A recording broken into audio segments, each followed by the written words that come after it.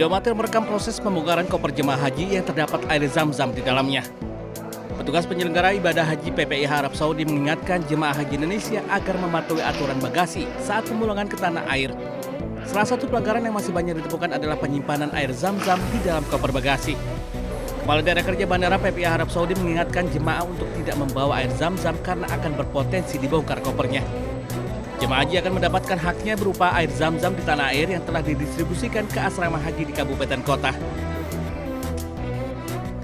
Selain air zam-zam, jemaah juga diingatkan untuk tidak membawa barang-barang yang dilarang dalam bagasi maupun kabin, seperti senjata tajam, senjata api, dan powerbank yang disimpan di bagasi. PPIH juga mengingatkan batas barang bawaan yang diperbolehkan maskapai. Setiap jemaah hanya diperkenankan membawa satu koper bagasi dengan berat maksimal 32 kg, satu koper kabin maksimal 7 kg, serta tas paspor. PPIH berharap kepatuhan jemaah terhadap aturan bagasi dapat mempercepat proses pemulangan dan memberikan kenyamanan bagi seluruh penumpang selama perjalanan menuju Indonesia. Dari Jeddah, Arab Saudi, Eti Juitasari MCH 2026 melaporkan.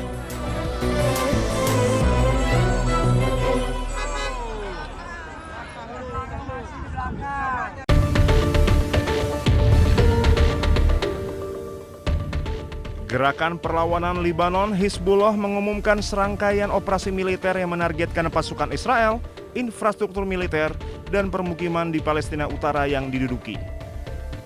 Pasukan pendudukan Israel tetap tidak mampu mengkonsolidasikan kemenangan meskipun telah berbulan-bulan berperang di Lebanon Selatan. Menurut pernyataan yang dikeluarkan Hizbullah, para pejuang mereka melakukan serangan terhadap konsentrasi pasukan Israel, kendaraan militer, dan pusat komando. Hizbullah juga melancarkan serangan roket dan operasi drone yang menargetkan permukiman dan situs militer di seluruh Palestina Utara yang diduduki.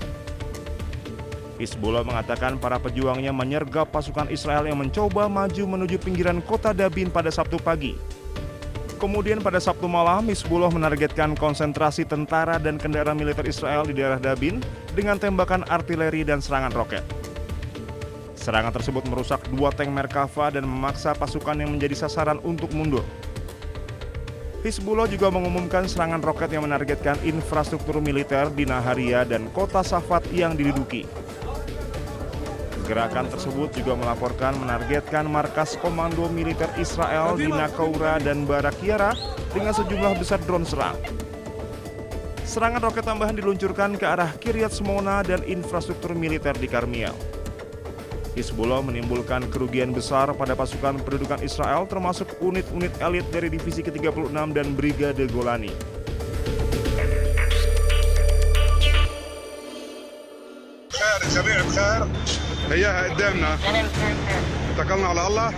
Militer Israel melancarkan gelombang serangan udara besar-besaran dan meluluhlantahkan kota Tyre, Lebanon Selatan. Serangan intensif ini terjadi di tengah kesepakatan perpanjangan gencatan senjata selama 45 hari yang sempat diumumkan pada pertengahan Mei lalu. Serangan udara ini menghantam sebuah rumah sakit Hiram Hospital di Tyre. Ledakan tersebut melukai sedikitnya 13 staf medis dan menyebabkan kerusakan parah pada fasilitas rumah sakit. Kementerian Kesehatan Lebanon melaporkan belasan warga sipil tewas dalam serangan ini, termasuk perempuan, anak-anak, serta petugas medis. Militer Israel IDF mengeluarkan perintah pengusiran paksa bagi penduduk lokal agar segera mengosongkan kota dan bergerak ke utara Sungai Zahrani. Dilaporkan hampir 80% warga Tyre kini telah mengungsi meninggalkan rumah mereka yang berubah menjadi puing-puing. Serangan di Tyre ini beriringan dengan operasi darat militer terbesar Israel sejak pecah perang Lebanon-Israel. Eskalasi berdarah di Tyre dan Lebanon Selatan ini memicu kecaman keras dari dunia internasional karena dinilai melanggar hukum kemanusiaan internasional terkait perlindungan fasilitas medis dan warga sipil.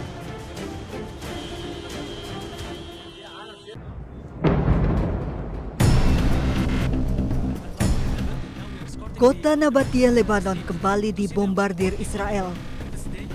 Di tengah gempuran dan kondisi gawat darurat, para medis dan relawan berusaha mengevakuasi warga yang menjadi korban serangan. Di bawah tekanan dan ketakutan akan serangan terhadap para medis, mereka melakukan upaya penyelamatan namun juga harus menghadapi ancaman keselamatan terhadap nyawa mereka. Para medis di Lebanon berulang kali menjadi target serangan Israel saat melakukan upaya penyelamatan. Rumah sakit yang beroperasi di Nabatiyeh hanya tersisa sedikit juga menjadi target serangan.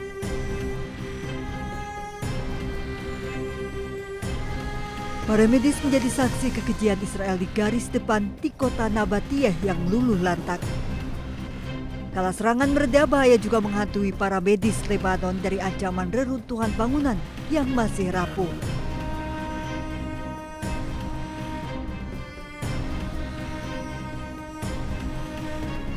Pasca serangan Israel ke Nabatiyeh, evakuasi korban luka dan meninggal menuju ke fasilitas medis juga menghadapi ancaman serangan Israel yang kerap menargetkan mobil ambulans. Kota Nabatiyeh yang luluh lantak merupakan kota tua bersejarah peninggalan era Ottoman yang berusia lebih dari 5 abad.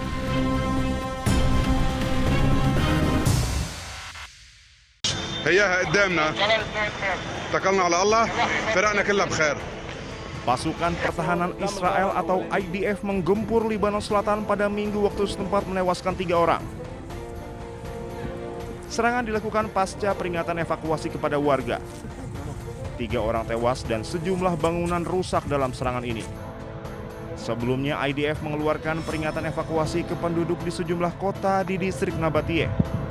Peringatan ini juga berisi rencana serangan yang diarahkan ke daerah tersebut. Kerusakan meluas di seluruh tir, termasuk rumah sakit Hira menyusul serangan Israel di Lebanon Selatan di tengah peringatan evakuasi. Direktur Rumah Sakit Hira mengatakan semua lantai rumah sakit mengalami kerusakan akibat serangan ini tanpa ada korban jiwa. Namun serangan tersebut melukai 13 staf rumah sakit. Tentara Israel telah memperingatkan penduduk setempat mengosongkan 2 bangunan dengan menyatakan mereka akan menargetkan bangunan-bangunan tersebut sebagai tanggapan atas pelanggaran perjanjian gencatan senjata dengan Hizbullah.